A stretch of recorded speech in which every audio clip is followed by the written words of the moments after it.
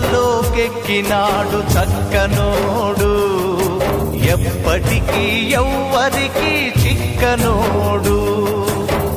చుక్కలోకెక్కినాడు చక్కనోడు, ఎప్పటికీ ఎవ్వరికి చిక్కనోడు.